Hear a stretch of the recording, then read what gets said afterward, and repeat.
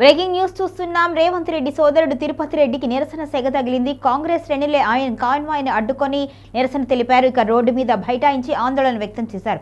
పోలీసులు రంగప్రవేశం చేయడంతో పరిస్థితి అయితే సక్రమంగా జరిగింది. అయితే ఆయనకి రాళ్లు రువ్వడంతో కాన్వాయ్ మీద ఒక్కసారిగా ఉద్రిక్త వాతావరణం నెలకొనడంతో పోలీసులు వారందరినీ వారించారు. ఇక పోలీసుల మధ్య వారి సహకారంతో ఆయన అక్కడి నుంచి వెళ్లిపోయారు. మొత్తానికి మున్సిపల్ ఎన్నికలకు సంబంధించి చైర్మన్ పదవి విషయంలో తలెత్తిన వివాదం రాళ్లు రువే స్థితి వరకు చేరుకుంది. కొండగల్లో జరిగిన ఈ ఘటనపై సీఎం ఆగ్రహం వ్యక్తం చేస్తున్నట్టుగా కూడా సమాచారం. మొత్తానికైతే తిరుపతి రెడ్డిని అడ్డుకొని ఆయన కాన్వాయ్ని అయితే అడ్డుకున్నారు. కాంగ్రెస్ శ్రేణులు సొంత పార్టీకి సంబంధించిన నాయకులు ఇలా చేయటం పట్ల కాంగ్రెస్ నాయకులు అయితే తీవ్ర ఆగ్రహం వ్యక్తం చేస్తున్నారు.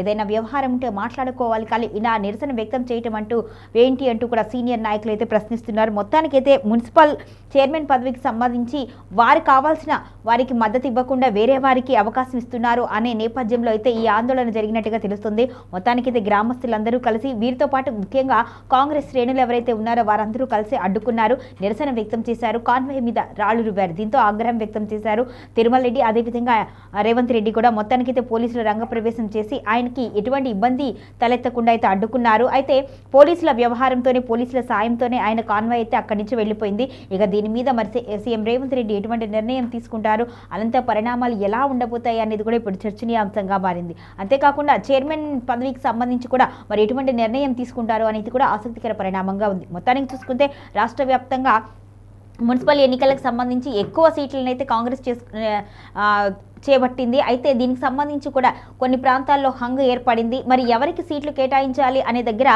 గత 2 రోజులుగా ఉద్రిక్త వాతావరణం, ఆందోళన అయితే నెలకొంటూనే వచ్చింది. ఈ నేపథ్యంలోనే కొండగల్లో కూడా అదే పరిస్థితి నెలకొనడం అనేది ఇప్పుడు ఆసక్తికర అంశంగా, చర్చనీయాంశంగా మారింది.